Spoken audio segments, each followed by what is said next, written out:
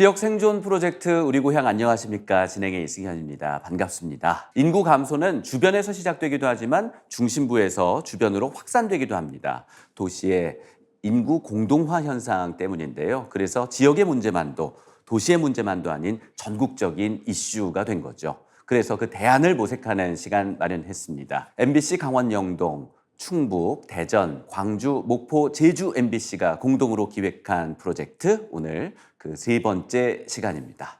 압축도시와 도시 재생, 지역에 주목하자라는 주제로 출발해 볼 텐데요. 오늘의 이슈를 쉽게 풀어주실 분입니다. 대담 형식으로 준비했는데요. LH 토지연구원 이삼수 지역연구단장님입니다. 지금 만나보시죠.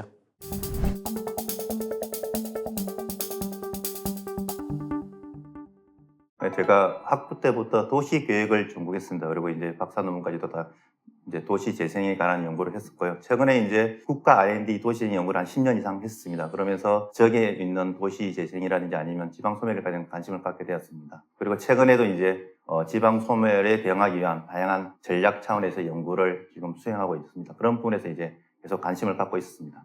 압축도시와 축소도시, 축소도시 개념이 이제 1988년 독일에서 이제 개념이 도입되었고요. 이제 인구 감소와 그에 따른 경제 쇠퇴가 축소도시의 개념이라고 보시면 됩니다. 대부분 국가에서는 이제 인구 감소를 축소도시로 보고 있는 부분입니다. 그리고 이제 미국 같은 경우는 이제 자동차 산업 같은 이제 중공업 산업들이 쇠락하면서 도시 공동화 문제, 유육 부동산의 문제를 해결하기 위한 정책 차원에서 축소도시 전략이 이제 도입되었다고 보시면 되겠고요. 그 이후에 이제 압축 도시는 이러한 축소 도시를 해결하기 위해서는 도심 내에서 기존에 있던 기능이나 시설을 활용하기 위해서 좀 더 컴팩트한 도시로의 전환을 위한 전략이 압축 도시라고 보시면 되겠고요. 그래서 그렇기 때문에 축소 도시를 해결하기 위한 전략이 압축 도시, 컴팩트 시티 전략이라고 보시면 되겠습니다. 사실은 인구 이동이 원인이자 결과이긴 한데 이제 이게 지방 중소도시와 대도시는 전혀 다른 양상입니다. 지방 중소도시 같은 경우는 이제 인구 이동 외부의 유출이 특히 젊은 층의 유출이 심각하기 때문에 생기는 문제가 도시 쇠퇴의 문이고요. 그렇기 때문에 산업 부분들, 일자리 부분도 이제 계속 없어지는 부분도 있고 그다음에 주거의 질도 악화되는 부분들이 원인이고요.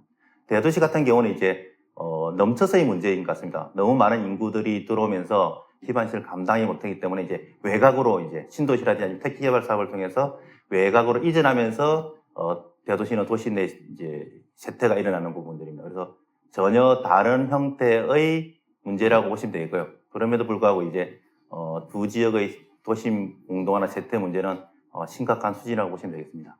사실은 이제 모든 도시들이 한때 성장했던 도시입니다. 처음부터 감소했던 도시는 없습니다. 그렇기 때문에 기존에 성장할 때 다양한 기능들과 시설들이 입지해 있고 다양한 이제 시설들이 있기 때문에 인구가 감소함에도 불구하고 이제 우리는 외곽 개발을 많이 합니다. 인구 이동이 외곽으로 나가면서 실제로 도시 내에 있는 도시 공동화되면서 있는 이런 시설들을 어떻게 활용할 것인가라는 부분도 있고요.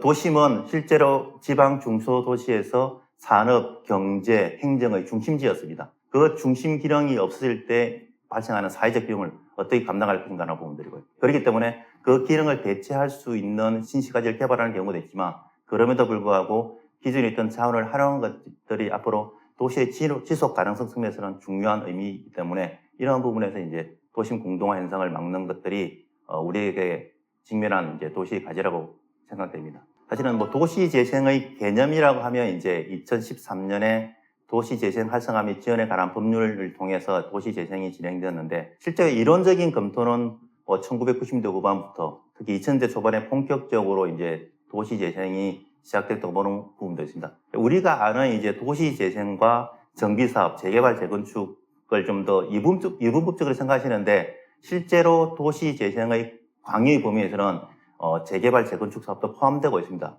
그러니까 모든 지역들을 보존하는 것도 중요하지만 실질적으로 낙후된 지역들은 일정 부분 개발이 필요한 부분도 있기 때문에 사실은 도시 재생의 역사는 1980년대부터 계속되었다고 보시면 되겠습니다. 그 도시 재생의 성과가 뭔지에 대한 개념적인 부분 같습니다. 우리는 이제 대부분 많은 지자체들의 도시 재생 목표를 보면 우리는 인구를 5% 10% 늘리겠다. 그리고 이제 일자리를 얼마큼 늘리겠다고 하는데 실질적으로 지방 중소도시는 1970년부터 그러니까 50년간 인구가 감소했던 지역입니다.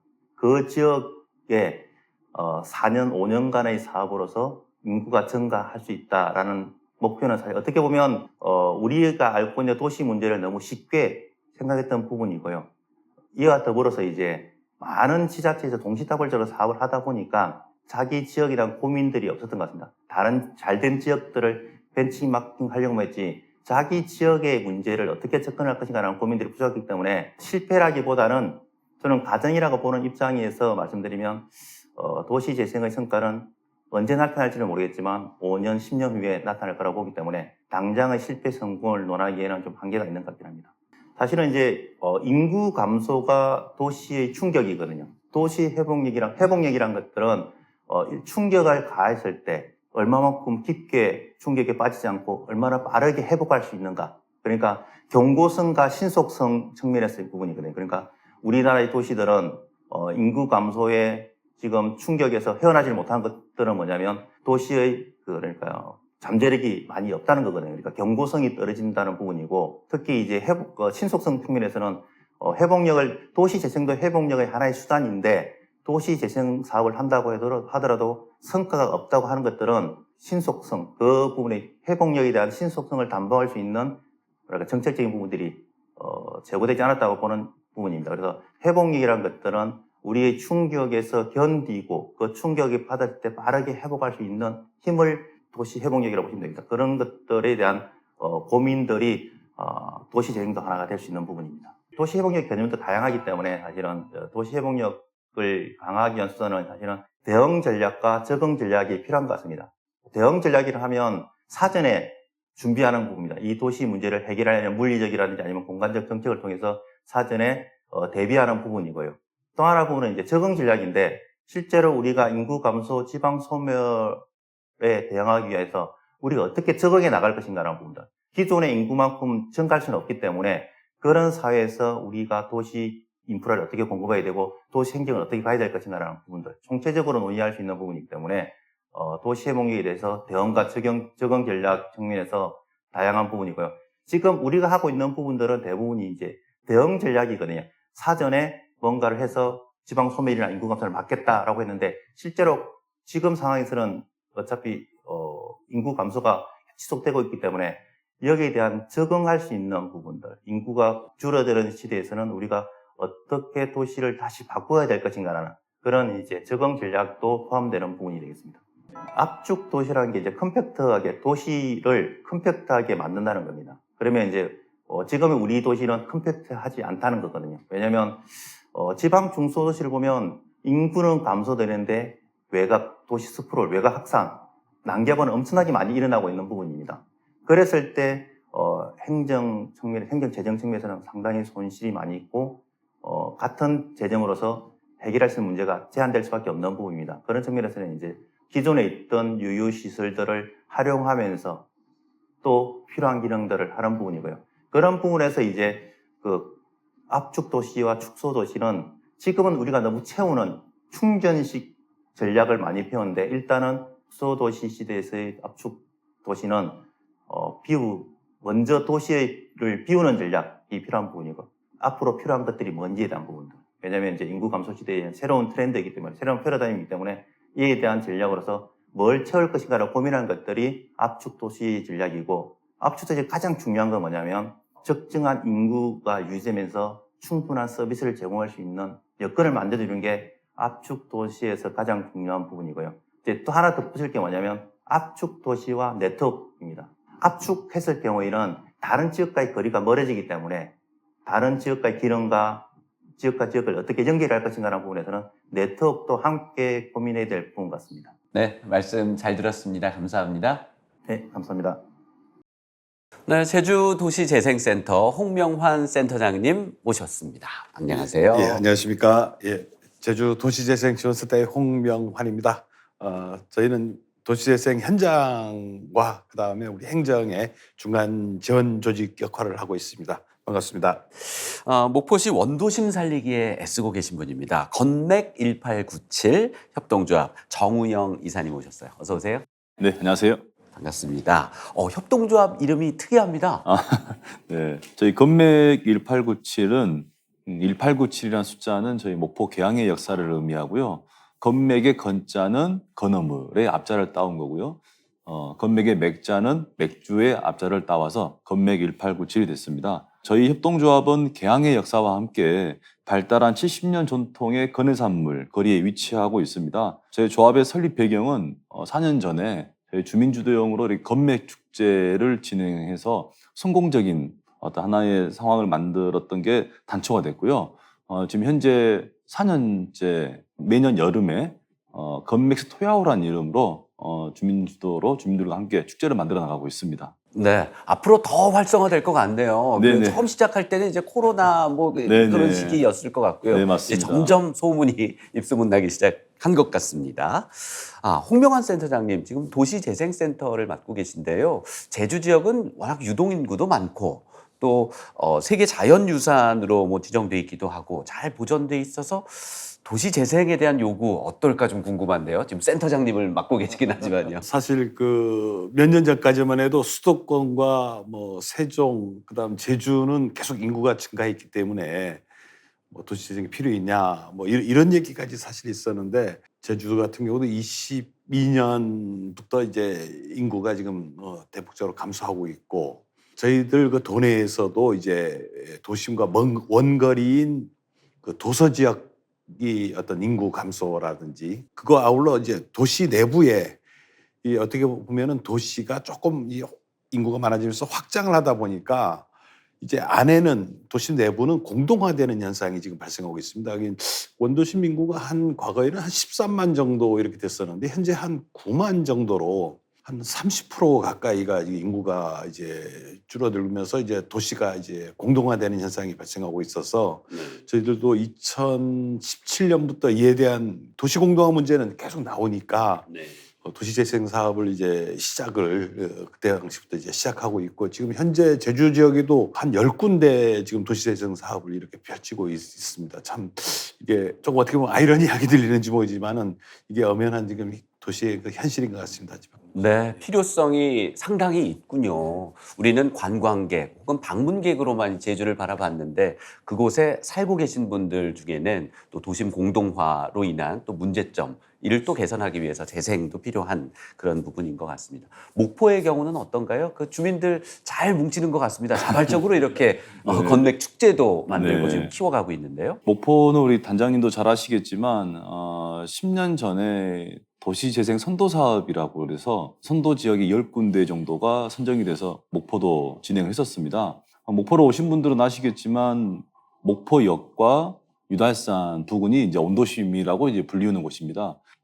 유달산 부근의 거의 절반 정도가 지금 현재는 재생 지역이라고 보시면 되겠고요. 2014년도에 선도 사업 지역을 했고 2018년도에 도시재생 뉴딜 사업 지구라 그래서 두 곳이 또 선정이 돼서 지금 현재 목포는 10년의 어떤 도시재생의 역사를 가지고 있습니다. 근데 재생 사업이 시작하게 된 계기는 뭐 여러 가지 이유가 있었겠지만 목포 2014년도와 현재를 비교했을 때 인구가 4만여 명이 좀 빠져나가고 있는 어떤 그 원인이 가장 커서 좀 재생 사업도 일찍이 좀 시작하신 거 아닌가 이렇게 생각이 듭니다. 네, 뭐 10년 정도 됐으면 정착 단계 그리고 성숙 단계일 것 같다는 생각도 듭니다. 이제 전국적인 어떤 균형 그리고 또 안목을 갖고 계실 것 같은데요. 단장님께서 보시기엔 어떤가요?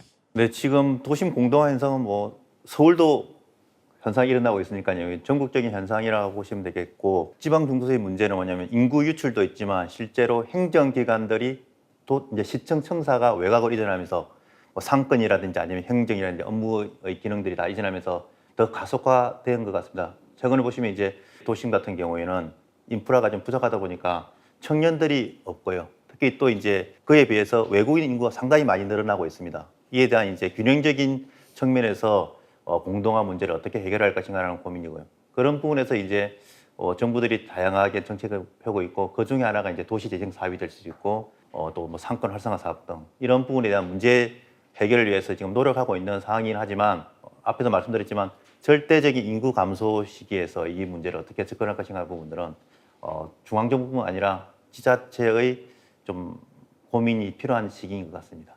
네, 역시 행정이 의도대로 잘 안 되는 측면이 있는 것 같네요. 그 공공기관 지방 이전, 이제 원도심보다는 그 외곽 지역에 형성을 했더니 신도시를 형성해서 오히려 원도심의 인구를 빨대 효과처럼 이주시키는 뭐 이런 효과도 있다는 점 다시 또 재고해 볼 필요도 있을 것 같고요. 네, 균형이 필요할 것 같습니다. 언제나 답은 현장에 있죠. 구도심, 원도심의 이런 문제들 현장에서는 어떻게 느끼고 계신지 지역 주민들의 목소리를 들어봤습니다. 나주 원도심은 인구가 급격하게 빠져나가서 사실은 제가 살고 있는 금담록이 나주에서 두 번째로 인구가 많은 도시였거든요. 지금 한 일곱, 여덟 번째로 이렇게 줄었어요. 10,000명 가까이 되던 인원이 지금 5,000명 겨우 넘는 이런 인구가 된 건데 혁신도시나 도시나 또 이렇게 아파트 단지에 있는 이런 지역으로 가고 어쨌든 허허벌판 광장으로 남아있는 이게 지금 현재의 모습인 것 같습니다. 근데 지금 원도심 이렇게 자체가 죽어가면서 신도심이 생기고 남학이 생기면서 아예 이쪽은 아파트 단지도 없고 주택 단지도 사람이 거주해야 할 자리도 별로 없어요. 그래서 낮에는 장사를 여기서 하고 5, 6시 되면 다 남학이나 하당으로 가버리고 이렇게 하니까 저녁 때 되면 사람이 다니지를 않아요. 이 원도심 쪽으로는 사람이 오지를 않아. 그래서 너무 힘들어요. 이 원도심이 너무너무 힘들어. 예, 아직까지 초등학교, 그다음에 중학교, 그다음에 어린이집은 있는데 이제 고등학교는 저 혁신도시로 옮겼거든요. 예, 물론 이제 대학교도 이제 도시로 나가야 되고요. 이제 초등학교, 중학교 이후에는 이제 어쩔 수 없이 도시로 이제 교육을 보내야 될 것 같습니다. 세종시 같은 경우는 신도심과 구도심으로 거의 나눠져 있습니다. 신도심 같은 경우는 지금 교육이나 의료나 이런 것이 많이 좋아졌는데 요 구도심 같은 경우는 교육 관계라든지 뭐 의료, 무슨 문화적으로 조금 많이 낙후해져 있습니다. 면 단위에는 지금 노인들밖에 없습니다. 애도 없고 그러니까 학교도 지금 보면 다 폐교되는 입장이거든요. 그래서 그쪽 면 단위에도 무슨 공장이나 이런 게 들어오면 젊은 사람이 많이 들어올 수 있어서 사람들을 많이 저기 했으면 좋겠습니다. 네, 도심 공동화 문제는 전국적인 상황이군요. 네, 지역뿐만이 아니라 서울 지역도 마찬가지죠. 이렇게 서울에서도 입학생이 없어서 폐교되는 지경이라고 하니 상당히 심각한 상황인 것 같은데요. 이런 도심 공동화 현상은 언제부터 이런 게 발생했나요? 제가 이제 최근 연구를 하다 보니까 서울은 한 1980년부터 도심 공동화가 생겼는데 지역은 1970년부터 공동화가 나타나기 시작했습니다. 그러니까 50년간의 도심 공동화가 쭉 지속적으로 이루어졌기 때문에 실제로 지역 상권은 엄청나게 많이 이제 침체됐다고 보시면 될 것 같습니다. 그것뿐만 아니라 이제 또 지역 같은 경우에는 기성시가지를 두고 외곽 택지개발에 대한 신도시 주택 공급이 이루어지다 보니까 그런 부분이 더 가속화된 것 같습니다. 그런 측면에서 볼 때는 이제 도심 공동화 현상은 특정 도시의 문제는 아닌 것 같습니다. 전국 대도시뿐만 아니라 지방 중소시에서 나타나는 보편적인 도시 문제이면서 치유해야 될 과제인 것 같습니다. 네, 제주의 경우는 어떨까 궁금합니다. 어떻게 보면은 이거 제주도는 전국의 어떻게 보면 축소판이라고 봅니다. 이게 제주에는 이제 크게 이제 거점 도시가 이제 두 군데 있는데 이제 제주시가 이제 어떻게 보면 제주의 가장 큰 거점 도시인데 꼭 수도권 같은 경우거든요. 제주 인구가 한 70만 정도 되는데 여기가 지금 40만 정도 됩니다. 제주시가. 이렇게 되고 그 내부로 들어가면은 제주의 그 원도심이 원래 과거부터 내려왔던 쭉 구축됐던 도시가 있는데 이게 인구가 좀 증가하다 보니까 이제 외곽에 동부, 서부, 그다음 뭐 남부 이렇게 해서 외곽으로 신도시를 만들어서 하다 보니까 아까 이삼선 단장님이 말씀하셨다시피 우선 도청이 외곽으로 이전합니다. 그다음 병원이 빠지고 그다음에 학교가 고등학교라든지 뭐 이렇게 빠지다 보니까 가장 제주에 한 뭐 1000년 이상 중심이 됐던 원도심은 이제 공동화가 이렇게 생기더라고요. 또 우리 제주 지역에 이제 2000년대 초반에 서귀포 같은 경우는 혁신도시라고 해서 이제 전국적으로 이렇게 이제 해서 혁신도시를 서귀포 외곽에 좀 했는데 거기 지금까지도 아직 채우지를 못하고 있습니다. 근데 이게 만들어지다 보니까 이게 서귀포의 기존 도심에 있는 인구들을 어떻게 보면 빼가는 외부에서 들어오는 것도 좀 있지만은 이렇게 돼버려서 외부에서 저희들도 인구가 한 10만, 15만 정도 이렇게 제주도 전체적으로는 늘었는데 잠시 동안 늘었는데 이분들이 대부분 신도심으로 가시더라고요. 그리고 구도심은 다 이제 공동화되고 이렇게 되니까 저희들도 문제는 이게 거리가 멀어지니까 각종 인프라를 또 새로 만들어야 되고 도로도 만들어야 되고 하수도도 새로 뽑아야 되고 그와 관련된 비용은 늘어나서 결국 도시는 더 그러니까 고비용 도시가 돼버리고 안타깝습니다 지금. 그래서 뭐 저희 전남 지역도 최근 데이터를 보니까 그 전남에 20개 학교, 초등학교가 신입생을 한 명도 못 받았다고 합니다. 그만큼 이제 좀 출산율, 특히 학령 인구도 저희도 이게 전국에서도 어려운 부분이 있겠지만 특히 저희 전남이 더 많은 부분들이 있어서 이런 소개를 좀 드리고 싶습니다. 이제 젊은 분들은 아무래도 새로운 지역, 새로 조성된 지역에 뭐 예를 들면 뭐 신혼 부부라든지 이렇게 더 선호하는 그런 건 있고 또 사시던 분들은 이제 계속 사시는 분들이 많이 계실 거니까 또 연령의 차이도 지역에 따라서 있기도 할 것 같고요. 네. 그 목포는 워낙 그 뭐 항구를 네. 통해서 뭐 유통도 많이 되고요. 인구도 많이 오가곤 하는데 그래도 역시 어떤 정주하는 부분에서는 그렇게 나뉘는군요. 네, 목포를 말씀해 주셔서 좀 안타깝게도 저희가 전국 평균보다 좀 못 미치는 출산율을 기록하고 있어요. 네. 그게 아무래도 이제 목포에 가까운 인근 그 군에 이제 도청 소재지가 이제 생겨나고 또 그 주변에 신도시들이 다양하게 형성이 되다 보니까 바로 가까운 어떤 곳의 인구 유출이 심각한 부분들 그리고 그런 이제 젊은 분들이 특히나 신도시로 가다 보니까 출산율이 그만큼 떨어지고 있는 거 아닌가 이런 생각이 듭니다. 이 정도면 뭐 그냥 받아들여야 될 것 같기도 한데요. 80년대부터 인구 공동화 얘기는 있었고 또 목포 지역도 10년 전부터 인구 공동화가 이제 심각한 지경이라고 하는데요. 이제 해외 사례는 어떤가요? 우리나라에서 가장 많이 소개드리고 있는 데가 이제 영국, 일본입니다. 사실은 이제 여건적으로 보면 일본이 가장 비슷하긴 한데 이제 뭐 일본보다 영국이 먼저 진행됐기 때문에 이제 많이 소개되고 있는 부분인데 실제로 영국하고 우리나라가 차이점은 이제 영국은 쇠퇴 도시가 이제 산업 구조가 바뀌면서 도시 전체를 개조하기 위해서 사실은 어떻게 보면 우리나라에서 하고 있는 재생보다는 개발을 통한 재생을 많이 추구하고 있는 사례들입니다. 셰필드 같은 경우는 이제 산업 도시에서 이제 전환하고 있는 부분들도 있고요.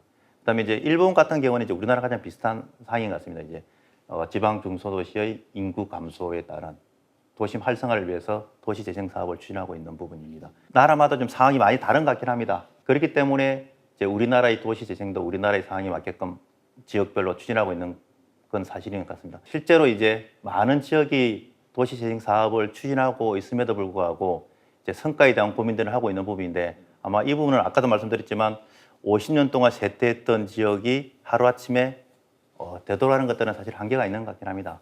그런 부분이고요. 또 이제 아까 말씀드렸던 부분 중에서 인구 이동에 대해서 말씀하시는데 특히 이제 수도권의 인구 이동이 감소했던 적이 두 번 있습니다. IMF와 2010년에서 2015년 세종시와 혁신도시가 건설됐던 그 시기니까 사실은 이제 그 시기 빼고는 실제로 수도권의 인구 집중 현상이 심해졌거든요. 그런 측면으로 볼 때는 이제 앞으로도 지방과 지역의 인구 감소는 더 심각해질 거라고 보고 있습니다. 그 뭐 정치권에서 아니면 행정에서는 성과를 기대하고 뭔가 정책을 펴기도 하고 희망을 이야기하긴 하는데 지금 단장님 말씀으로는 그 반대일 수도 있겠군요. 제주에서는 그 도시 재생을 어떤 방식으로 접근을 하나요? 제주 같은 경우는 2017년도부터 사실은 이게 제도가 없고 경험이 좀 부재한 상태에서 일단 시작을 했습니다. 그러다 보니까 초기에는 약간 그 개발적인 측면 건물을 좀 증축을 한다거나 새로 신축한다거나 이런 측면도 좀 강했던 것 같고요. 또 주민들께서도 조금 이해를 잘 못해서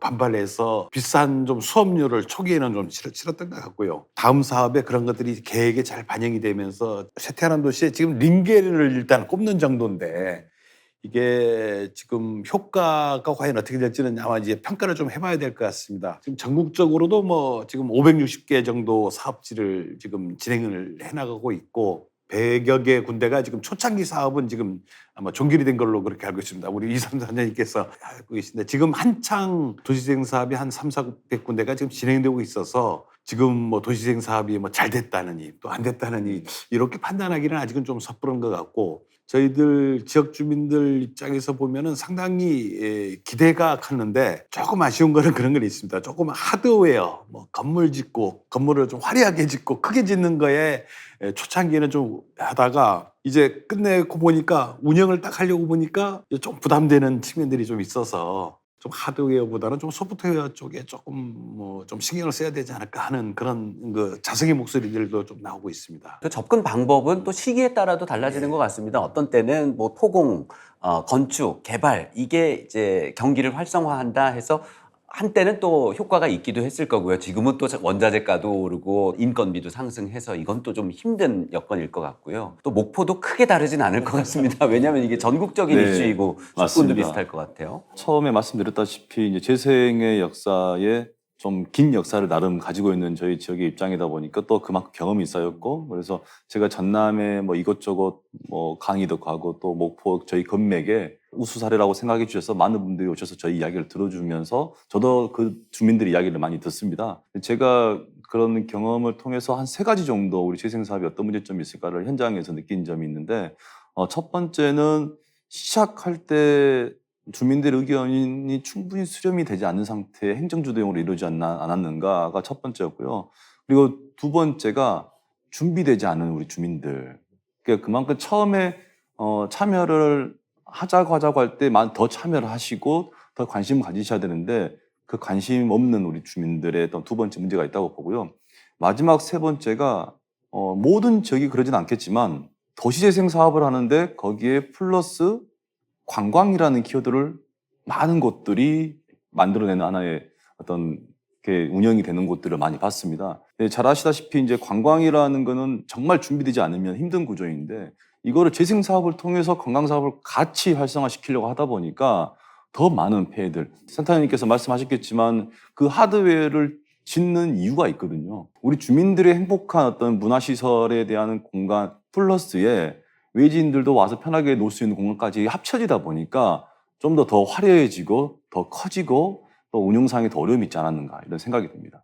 건맥 축제는 어디서 개최를 하나요, 주로? 원도심인가요, 신도시인가요? 저희 건맥 1897 협동조합이 저희 건해산물 거리의 중심에 있습니다. 말씀드렸다시피 재생지역 안에 있고요. 그럼 원도심이겠군요. 네, 원도심이죠. 네. 그럼 재생에 맞게 지금 취지를 네. 살려서 하고 계시는 것 같아요. 저희는 뭐 재생 사업을 하긴 했지만 조금 더 추가로 말씀을 드리면 모든 재생 사업 지역에 이 공동체를 형성해야 된다고 이야기를 합니다. 예를 들면 협동조합을 만들어야 된다. 그래야 주민들에게 예리 지원을 해드릴 수 있다. 이게 있는데 많은 곳들이 제가 이제 들어보면 지원을 받기 위해서 공동체를 만들어내는 구조가 많더라고요. 저희는 처음 시작할 때 그런 재생 사업의 지원을 통해서 축제를 한번 멋지게 한번 열어보고 이게 가능하구나에 어떻게 보면 가능성을 보고 협동조합이 설립됐다라는 게 조금 다른 지역의 차이가 있었던 것 같습니다. 어떻게 보면은 그 도시재생하면 초창기 문제점 때문에 뭐 도시재생 뭐 이거 뭐 할 필요 있냐 뭐 벽 하나 그리고 뭐 이루어진 게 있냐 이렇게 비판하시는 분들 좀 계세요. 저희가 보니까 초창기에는 사실 좀 문제가 있었지만은 이제 잘된 사례들이 있었거든요. 초창기에는 행정주도를 하다 보니까 주민들이 사실은 구경꾼이었어요. 근데 저희들 그 제주에 뭐 세월이라는 동네가 있는데 거기에 인구가 한 700~800명 되는데 이분들이 조합으로 참여하는 게 거의 90%가 참여를 합니다. 하고 어떤 계획을 수립할 때 토론을 지금 50회 이상 이렇게 참여를 하거든요. 지금은 상당히 이게 어떻게 보면은 주민들이 스스로 위기감을 느끼는 것 같아요. 이대로 그대로 방치해서 놔둬서는 우리 마을이, 우리 동네가 이게 미래가 없다. 절박감과 위기감을 가지니까 주민들의 목소리나 주민들의 의견들 이런 것들이 많이 반영되는 것 같습니다. 제가 도시재생 오해에 대해서 좀 한 가지 말씀드릴 게 뭐냐면 아까 벽화 말씀하셨는데 많은 이제 언론에서는 벽화에 너무 많은 돈을 쏟았다고 하는데 제가 이제 언론 기사를 보고 제가 다시 분석을 했습니다. 며칠 전에 실제로 벽화에는 얼마 많은 돈을 썼는가? 중앙이랑 지자체 마중물 사업 예산이 한 10년 동안 9조 5천억이 있습니다.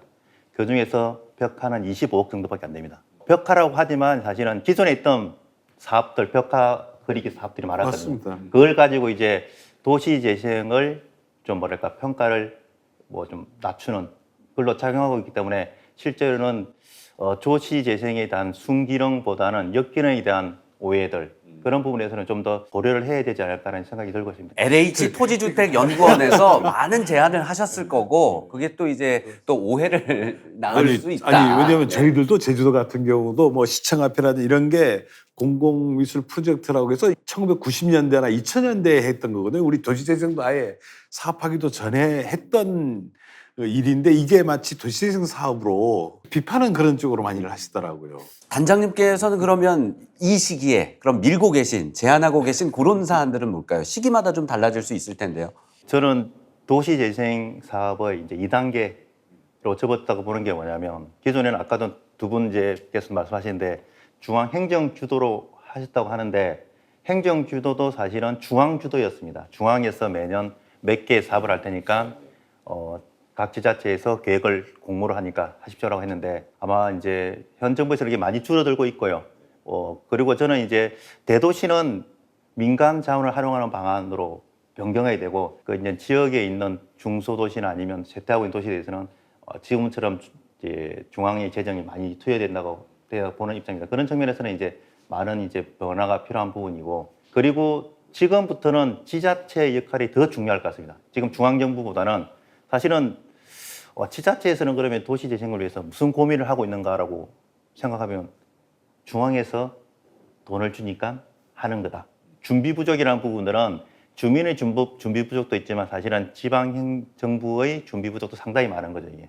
많은 지역에 골고루 도시재생도 골고루 나눠지시 아닌 진짜 목포의 원도심이거나 원도심이면 원도심을 활성화시키는 다양한 정책들이 있을 거거든요. 이게. 그런가 연계될 수 있는 방안으로 보책돼야 되고 아마 그런 방향으로 아마 앞으로는 추진되지 않을까라는 생각이 들고 있습니다. 그 지역의 특색에 맞게 지금은 거의 균일하게 뭐 아니면 인구 비례로 이렇게 중앙에서 내려주는 그런 보조금 형식의 지원금 형식의 예산들이 있을 텐데 그것보단 지역에서 더 많은 고민으로 당겨올 수 있는 그리고 돈을 지원받았을 때는 또 거기에 따라서 통제가 있다 보니 또 거기에 맞출 수밖에 없는 획일화되는 전국이 획일화되는 이런 문제점도 있었던 것 같습니다. 하나 더 좀 뭐 자랑 비슷한 얘기가 될는지 모르겠습니다만은 자랑 좀 해주십시오. 예. 그 도시재생 뭐 중앙정부에서는 안 했던 뭐 요구도 안 했던 거지만 저희 제주 같은 경우가 이제 전국에서 최초로 이제 사업만 끝나면 끝이다 아니라 이거를 어떻게 사후적으로도 관리를 했고 또 지속하다 보면은 좀 모자란 부분들이 좀 있거든요. 그러면은 그런 모자란 부분들을 좀 보완도 하고 이렇게 해서 저희들 같은 경우는 사후관리 조례를 저희 그 도의회에서 이제 중심이 돼서 조례를 만들고 사업이 끝나더라도 그 후에 지방비로 좀 더 보완하는 사후관리 조례를 지금 하고 있고 다른 지자체로도 지금 확산이 되고 있습니다. 도시도 생성, 변화, 소멸, 뭐 소멸되면 안 되겠지만요. 그걸 막기 위해서 우리가 노력하고 있는데 또 시기에 따라서 그때는 맞고 지금은 틀릴 수도 있는 거고 그때는 틀렸지만 지금 또 맞는 사업도 있을 것 같아서요. 현장의 목소리가 중요할 것 같습니다. 잘 되고 있는 사례들이 있다고 하는데요. 도시 재생 잘 되고 있는 현장으로 가보겠습니다.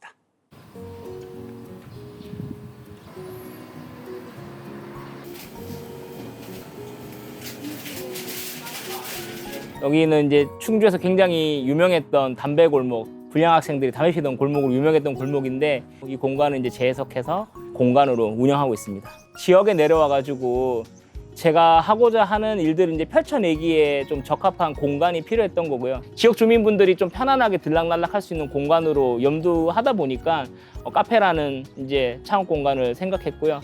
사실 로컬에서 살아남을 전략 중에 하나는 상생이라고 생각하고요. 저희 골목에는 뭐 카페, 공방, 스테이 등등 뭐 지금 정말 한 다양한 이제 산업군들이 함께 이제 으쌰으쌰 하고 있습니다. 네. 세상상에 같은 전적으로 관주도가 나쁘다고는 할 수는 없다고 생각합니다. 여전히 충주도 도시재생은 관에서 이제 좀 주도적으로 했지만 참여하고 있는 참여자 간의 뭐 소통 방식이나 어찌 보면 어설픈 가불관계로 저희가 도시를 바라본 게 아니라 확실한 파트너십으로 다 같이 도시, 동네, 골목에 대해서 고민을 했기 때문에 이런 성과가 정말 극대화됐다라고 생각하거든요. 도시재생 사업이 끝난 지 4년 차인데 이때 사람들이 더 많이 오고 있거든요. 근데 그 지속성을 담보하는 건 결국 누구냐라고 했을 때 저는 지역에 있는 플레이어라고 생각하거든요. 근데 이 플레이어를 그냥 행정이나 중간 지원조에서 가만히 내비두냐? 아니에요. 그냥 응원하고 지지하고 요소요소에 이렇게 챙겨주고 사실 요것만 해도 진짜 건강하게 돌아가거든요. 저희는 그게 굉장히 우수한 사례 중에 하나입니다. 그러면 격이 차이 나는 갑을 관계가 아니라 건강한 파트너십이 나는 거죠. 네.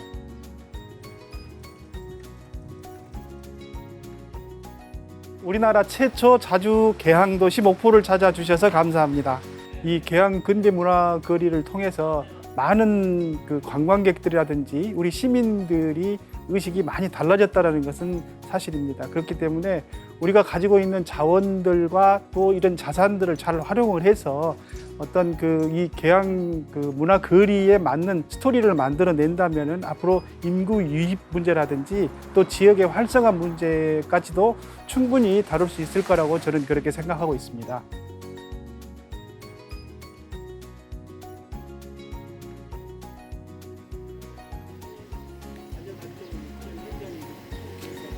지금 타 지자체에서 상당히 많은 탐방객들이 오고 또 관광객들까지 오게 되는데 물론 우리 지역에 가지고 있는 적산 가옥이라든지 문화재가 잘 보존이 되어 있고 그렇기 때문에 앞으로 우리가 가지고 있는 자원과 자산을 충분히 활용을 해서 지역의 활성화, 아까 말씀드렸던 뭐 인구 유입 문제까지도 충분히 다룰 수 있는 문제라고 생각이 되고 우리 지역에 가지고 있는 자원과 자산 를 어떻게 활용하느냐에 따라서 앞으로 그 활용에 대한 스토리들을 만들어서 타 지역과의 차별화가 될 수 있는 좋은 유산들이 있기 때문에 그 유산들을 어떻게 가치 있게 활용하는데 그 중점이 달려 있다라고 저는 생각하고 있습니다.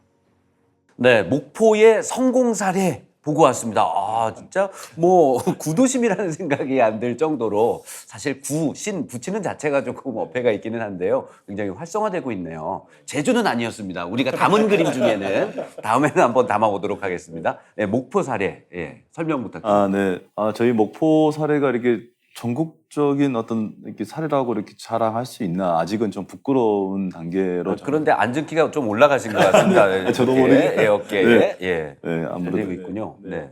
열심히 한다고 이렇게 준비했는데 이렇게 전국에서 많은 분들이 잘하고 있다라고 평가해 주신 것 자체는 감사하다는 말씀드리겠습니다. 제가 생각할 때 이 저희 건해사물 거리가 중심된 우리 계양도시 1897 재생 지역이 왜 그러면 이렇게 좀 더 우수한 사례로 남아 지금 기록되고 있을까라는 걸 좀 되짚어 보면 아까도 처음에 말씀드렸다시피 바로 이웃 동네에 2014년에 있는 선도 지역의 어떤 사례들이 상당히 큰 도움이 됐던 것 같습니다. 왜냐하면 거기에서 경험했던 어떤 활동가들, 거기에서 진행했던 예산 집행이라든 방법들 이런 것들 다 주민들이 해야 될 역할이거든요. 근데 그런 경험 있는 분들이 좋은 활동가로 이렇게 양성이 돼서 이웃 동네에 와서 같이 어울러주는 형태가 하나의 성공적인 모델이 되지 않았을까 싶고요. 그리고 저희 두 번째는 우리 재생 사업이 뭐 주민 거주지 중심형이 있고 상권 중심형이 있고 뭐 근리 섞어지는 지구가 있는데 저희 지역은 상권 중심형입니다. 그래서 아무래도 이제 새롭게 공동체를 형성해 나가는 그런 것보다 기존에 있는 상인회가 만들어져 있고 또 외식업 그 먹거리 거리가 있는 상인분들끼리 어떤 오랜 기간 동안 함께 어울렸던 그런 공동체 정신 자체가 오랜 공동체에 대한 어떤 문화 자체가 두 번째 성공적인 요인이 아닌가 싶고요. 세 번째가 이제 역사, 자원과 또 경관 자원들이 어우러져서 특히나 또 우리 재생사업 선정된 이유 중에 하나가 또 목포역과 걸어서 또 5분 거리에 있다 보니까 그런 것들이 복합적으로 어울려져서 좀 성공 사례로 이렇게 손꼽히지 않나 싶습니다. 네, 사실 그 변화라는 게 정말 어렵잖아요. 네. 뭐 어떤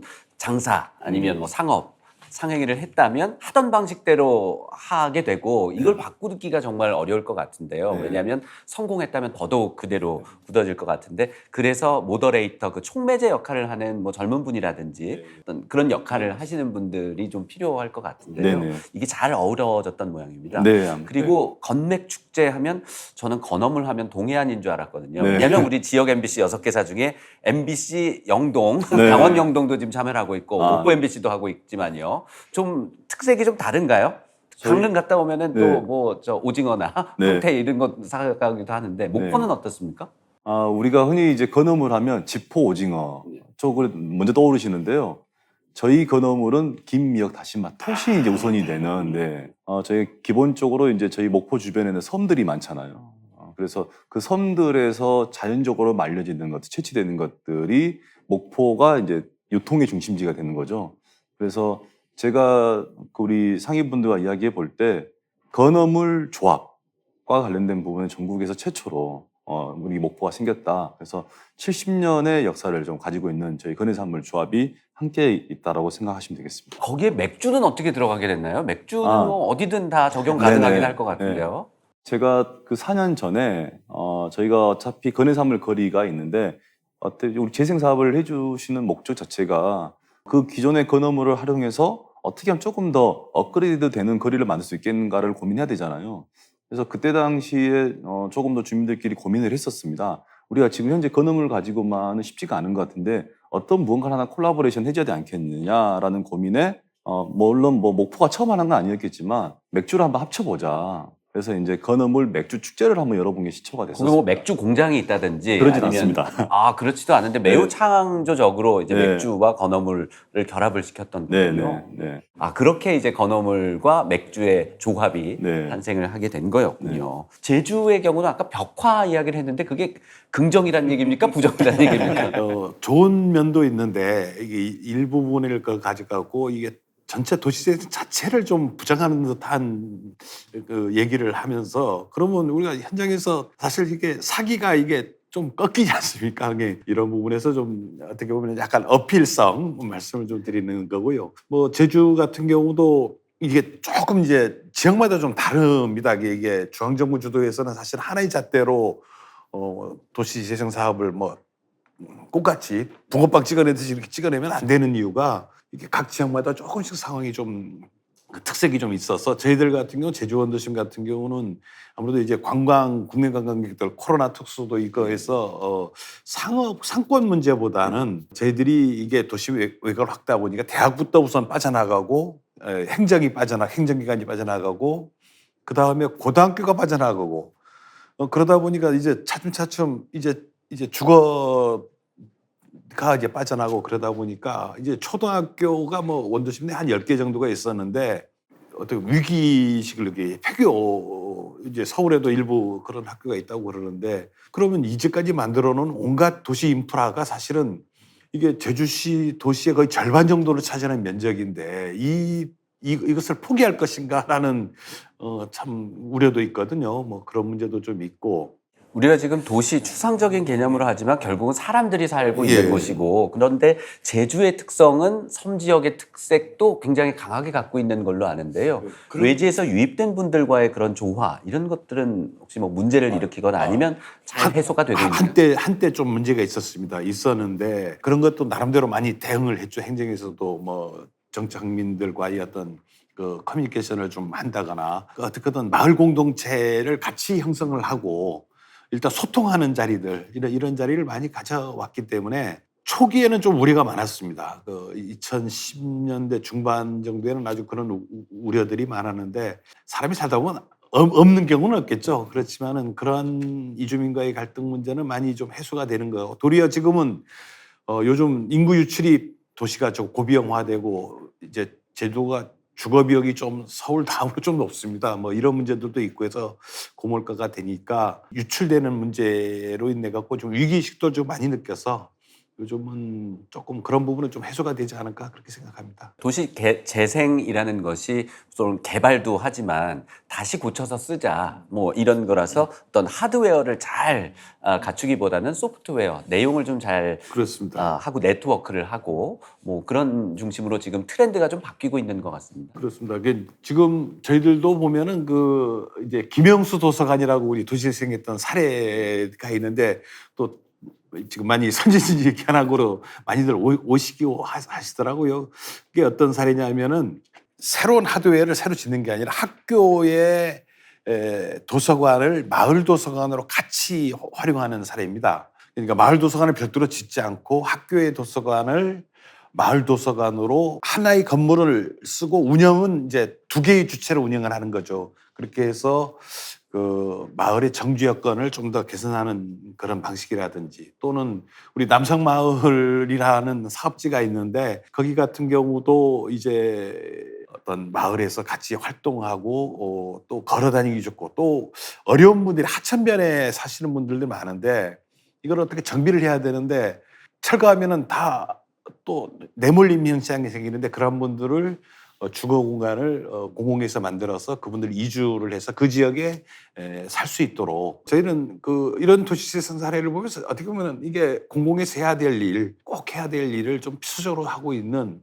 그런 게 아닌가. 저는 긍정적인 측면이 상당히 많다 봅니다. 제가 생각해도 도시재생을 제가 하면서 또 한 가지가 그 지역의 자원을 하나에 찾아가는 과정이지 않았느냐라는 생각을 해봅니다. 왜냐하면 제가 이제 목포에서 2014년에 시작을 할 때 여러 가지 뭐 하드웨어 뭐 개발, 뭐 소프트웨어적인 양성 뭐 이런 것들도 중요했지만 다시금 그 저희 마을을 보면서 우리 마을은 어떤 자원이 있을까 그런 것들을 교육하는 그런 시스템들이 상당히 어떤 도시재생 대학이라는 하나의 어떤 이름으로 주민들과 대화를 나누고 주변의 어르신들과 어떤 이야기를 나누는 속에서 우리 동네에 이런 게 있었다, 저런 게 있었다. 그럼 저희 젊은 사람들이 들었을 때는 아, 이런 게 있으니까 이런 거 한번 만들어 봐야지. 이런 것들이 자연적으로 형성이 좀 되더라고요. 그런 것 중에 하나가 저희 그 만인계 마을기업이라고 하나의 사례가 있는데 지금 현재 저희 목포의 양대 산맥입니다. 공동체로.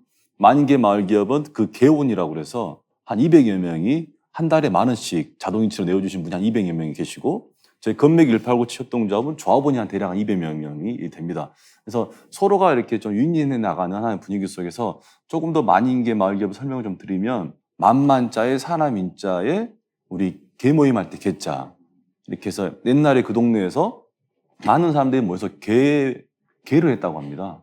그래서 지금 그런 개에 대한 이야기를 가지고 지금 현재도 한 달에 10,000원씩 내어주신 분들과 함께 5,000원은 매주 토요일마다 어르신들의 식사 나눔을 해드리는 역할을 하고 있고 나머지 5,000원으로 지금의 로또처럼 한 달에 한 번씩 추첨을 통해서 개원들에게 이렇게 나눔을 하는 어떤 프로그램들이 진행하고 있습니다. 공동체가 활성화되는 부분이네요. 이게 신뢰가 바탕을 두지 않으면 이제 뉴스에 나오는 거죠. 네, 예, 맞습니다. 예. 근데 이제 10,000원씩 낸다는 건 사실 이제 적은 액수가 아닌데요. 꾸준히 매달 낸다는 게요. 아, 그렇게 만인계라는 게 이렇게 계속 유지가 되고 있군요. 그리고 로컬 크리에이터 그래서 이야기를 만들어내고 계속 또 구심점이 되는 게 원도심 활성화에도 기여를 할 수 있다는 생각도 드는데요.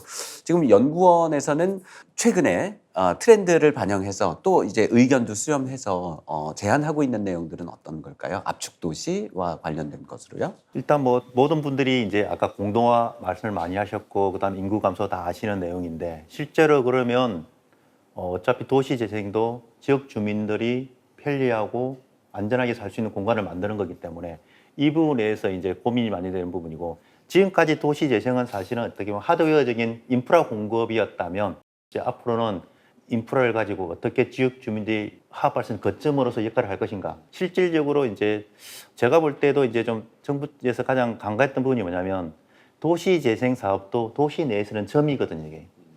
점들이 이어지면 좋긴 하겠지만 그 점들을 이어서 실질적으로 도심을 활성화시켜서 도시 전체가 활성화되는 전략으로서는 부족한 부분입니다. 그래서 이제 지금 정부에서 하고 있는 게 이제 컴팩트 네트워크라고 이제 압축 도시를 지향하는 도시로 어떻게 바꿀 것인가라는 겁니다. 그래서 실질적으로 앞으로는 재정들이 외곽에 투자되는 게 아니고 우리가 필요한 도심에서 적절하게 부처가 연계해서 실질적인 효과를 얻고자 하는 것들이 이제 지금은 이제 트렌드를 반영한 부분 같고요. 실질적으로 그렇기 위해서는 도시 재생도 개발 위주였으면 이제 관리 위주로 가야 되는 거고요. 제주 사례도 말씀드렸지만 사후 관리라는 것들이 엄청나게 중요한 부분이거든요. 실질적으로 어떤 시설이든지 개발이 1이라면 유지 관리 비용이 2.5 비용이 소요됩니다. 그 정도로 저희가 이제 그 고도 성장기 때는 뭐 개발이 곧 수요를 충족시키기 때문에 괜찮은데 지금은 이제 인구 감소 시대에서는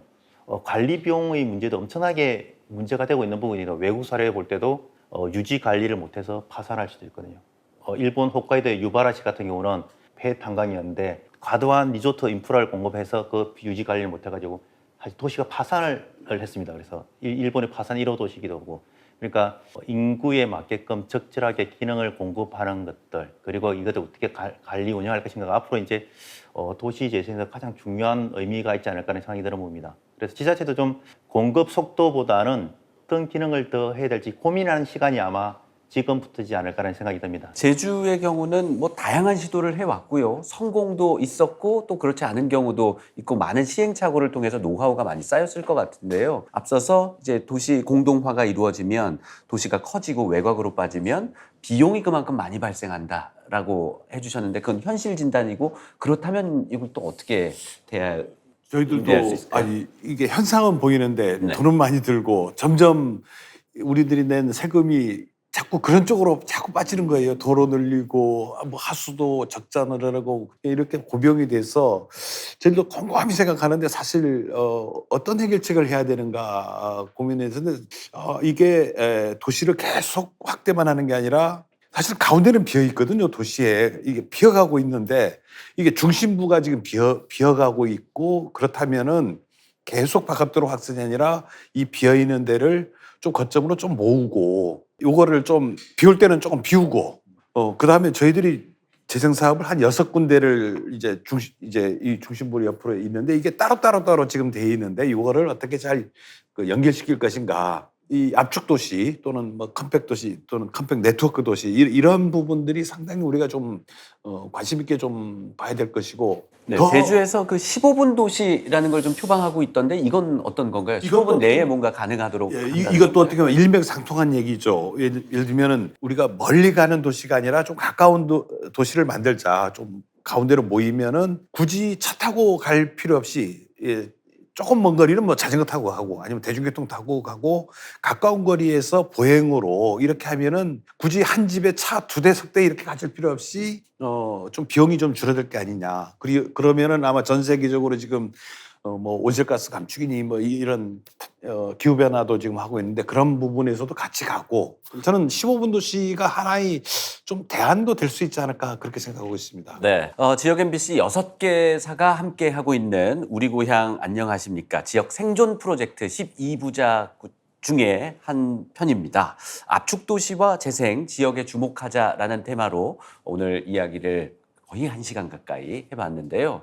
압축 도시와 재생, 지역에 주목하자. 그래서 so what, 어쩌라고 이걸 좀 요약을 해주신다면 한 분씩 뭐 순서는 없습니다. 저는 네, 단장님 먼저. 지역 소멸하고 압축 도시에서 가장 중요한 부분들은 행정과 지역 주민도 중요하지만 지역 기업에 주목하자입니다. 튼실한 지역 기업이 실질적으로 도시를 살릴 수 있습니다. 왜냐하면 일자리 문제, 청년 일자리 문제는 기업과 인간이거든요. 그런 부분에서 저는 지역 기업과 어떻게 협력할 것인가라는 부분들은 앞으로 지자체가 많은 고민이 되고 특히 이제 뭐 최근에 성심당이 뭐 좋은 사례는 아닌 그걸 엄청 언론에 많이 보도되고 있는데 실질적으로 사회적 공헌도 되게 많습니다. 그래서 지역 기업과 협력하고 지역 기업의 사회적 공헌을 통해서 도시의 경쟁력을 높이는 방법이 앞으로 지역 재생과 도시 재생에서 가장 중요한 하두가 되지 않을까 하는 생각이 듭니다. 그런 부분에서 이제 기업들도 주목해야 될 필요가 있다고 생각합니다. 네, 산업단지 만들고 기업 유치하고 이런 것도 중요하지만 어려운 것 지금 다 알고 있잖아요. 그러니까 유입시키긴 굉장히 어려운데 유출되지 않도록 지금 있는 기업들 관리 잘하고 네트워크 잘해서 히트 상품으로 만들자. 뭐 이런 말씀인 것 같습니다. 네. 제가 오늘 자리를 통해서 우리 목포가 앞으로 더 발전 가능성이 있다고 보게 됐습니다. 그 이유는 뭐냐면 저희 목포 소도시들 중에 인구 밀도가 가장 높은 지역 중에 하나거든요. 목포역에 내려서 걸어서 15분 거리에 모든 것을 경험할 수 있는 곳이 목포다라는 생각이 들어서 이렇게 압축 도시가 되는 이곳이 땅의 면적이 작은 게 뭐 불만이 아닌 하나의 또 장점이 될 수 있게 되다라는 하나의 좋은 어떤 말씀을 듣게 돼서 참 좋고요. 사람들이 그 재생이라는 단어를 제가 한번 좀 찾아봤더니 사람들이 다시 올바른 길을 찾아서 살아가는 거라고 합니다. 또한 오랜 시간 함께 살아온 사람들끼리 오손도손 살아가는 방법이 뭘까? 그리고 제가 생각할 때 이 상권 중심지에 있다 보니까 골목 상권, 어두운 밤거리를 어떻게 하면 조금 더 밝혀내는 노력을 할 것인가? 상가들은 사람으로 북적 붙여가고 주택가는 아이들의 울음소리가 들리는 그런 재생지역이 됐으면 하는 바람입니다. 저희 제주 같은 경우도 지금 15분 도시를 지금 뭐 제주도정의 아주 중요한 그 핵심 정책으로 지금 해서 지금 추진하려고 하는데 사실은 조금 방향을 조금 고민도 많은 것 같더라고요. 예. 그런데 이게 어떻게 보면 압축 도시하고 상당히 저는 이 관계가 있고 같이 해서 도시를 살릴 수 있는 길이 아닌가. 잘 들었습니다. 그리고 단장님께서 메모를 하고 계시길래 좀 아쉬움이 있으신가요? 다양한 이제 지역의 재생 사업에 대한 성과에 대한 고민들이 필요할 것 같긴 합니다. 왜냐하면 누구나 도시재생 사업이 도시재생이 필요하다고 하면서 그러니까 우리 지역의 성과를 홍보를 못하는 것 같아요. 보면 아까 이제 목포와 제주는 어느 정도 이제 여기서 할 수 있지만 군산, 창원, 영주 지방 중소도시에서 도시 재생을 위해서 엄청나게 많이 노력을 하고 있고 엄청나게 많은 성과가 있습니다. 실제로 보지 않고서는 변화를 느끼지 못합니다. 그리고 여기 계신 분들은 대부분 재생 사업을 하고 난 후에 봤기 때문에 전후가 어떻게 바뀐지를 모릅니다. 현장의 변화는 지역 주민들에게 꼭 한번 목소리를 들었으면 좋겠다는 생각이고요. 아마 저희도 최근에 이제 도시재생 사업 평가를 위해서 지역에 돌아다니면서 주민들 의견을 듣고 있는데 주민들의 만족도는 상당히 좋습니다. 우리가 언론에서 보도하는 거 듣는 것보다는 실제 주민들의 체감 만족도가 좋기 때문에 그런 부분에서는 다시 한번 생각하면서 지속적으로 도시재생 사업이 진행될 수 있도록 우리가 어떻게 힘을 모아야 될 것인가는 이제 중요한 시기라고 생각됩니다. 자, 이렇게 뭐 이야기 나눠봤고요. 뜬금없이 갑자기 행복 평지가 날아왔습니다. 행복 로컬을 지향하시는 분입니다. 정석 서울시립대학교 교수님이신데요. 정쌤의 로컬에서 온 편지 듣고 마무리하겠습니다.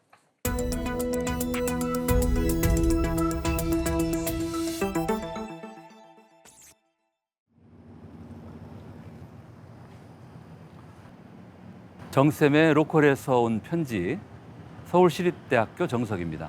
지난 6월 초에 파리 소르몬느 대학 카를로스 모레노 교수가 서울에 왔습니다. 함께 회의와 식사를 하며 많은 대화를 나누었습니다.